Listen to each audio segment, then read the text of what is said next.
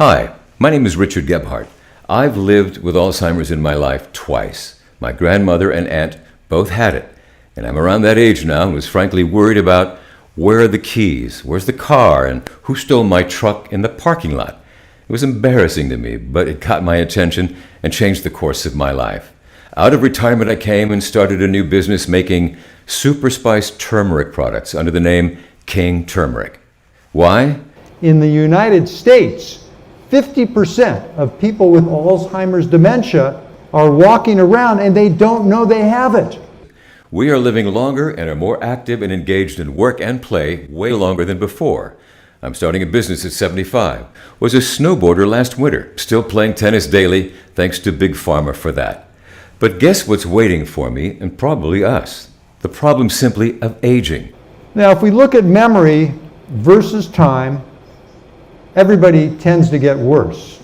And what our goal in our studies is to try to identify problems early and protect a healthy brain rather than try to repair damage once it gets extensive. What does that mean? More crossword puzzles, learn a new language, brain teasers. No thanks. I'm an ex-reporter, so I jumped on the story notion. I asked myself, what about the other usual suspects? Eat right, sleep, and exercise. So what could I eat that would make a difference? In some way, deal with my age-related mild memory issues now, and what's going to happen to me in the years ahead. In general, we don't do that. People don't do that. They wait too long. Families and patients are afraid about their memory symptoms. They don't come to the doctor.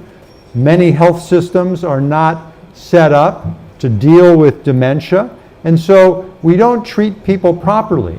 And Big Pharma, who helped me reach my age now, hasn't helped. 400 of their drugs for dementia have failed, and some of the bigger companies have bailed, deciding it was too difficult and expensive to try and find a cure. And I don't know about you, but I'm enjoying these years of being active and engaged. And I don't want to give it up. I've gotten used to it. It's still fun falling down in the snow and chasing a yellow fuzzy ball around the tennis courts, beating up on people half my age. So, what to do? The studies show us that the earlier we can find the problem and treat it, the better patients do over time. And there would have to be some trusted proof, some double-blind placebo-controlled study over time that offered me more than hope or even anecdotal evidence. What was that going to be? I found it in about 10 minutes. Thanks, Google. You can search too and see what comes up.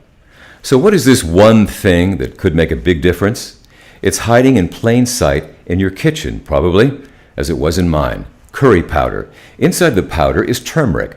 Amazing history. Look it up in the National Institute of Health.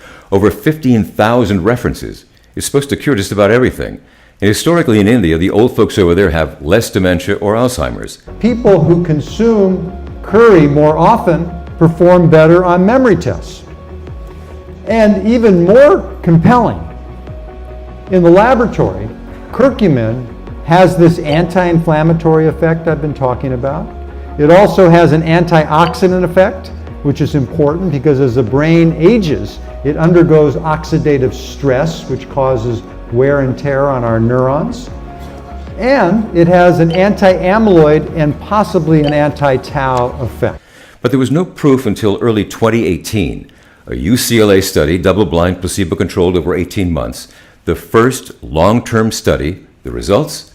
The 40 folks who stuck with it for the full term of the study had 28% better memory and also demonstrated improved attention and even were in a better mood. With one of the verbal memory tests, the Buschke selective reminding test, you can see that here is the therakermin group versus the placebo group. And after 6 months, the groups separate, continue to separate, and that continues to improve over the 18-month period. Okay, then, I had found the one thing, turmeric, and it passed the tests. History and science were there. Now I needed just one more big thing. The last step then was, how were we going to do it? But because I wasn't going to eat curry twice a day or even carry capsules around with me, and because turmeric is a spice, what interested me was how to make turmeric tasty enough so that you'll want to drink or sprinkle our super spice blends on soups or salads or whatever you're eating or drinking twice a day, every day. And as I mentioned, after 3 years, the folks who've tried it think we've done just that. So those are our SuperSpice offerings to date. And there are really many more options when you consider how many ways each of them can be used and infused.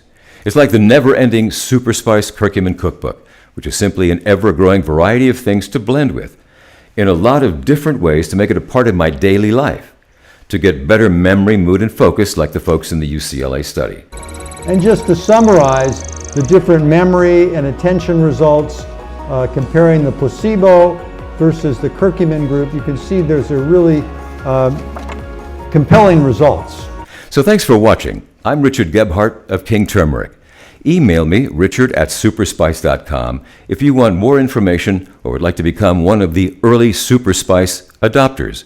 Or call me toll-free at the office and leave me a message at 1-833-KING-TURMERIC. And I'll get back to you because I really want to know what you're thinking. Thanks for watching.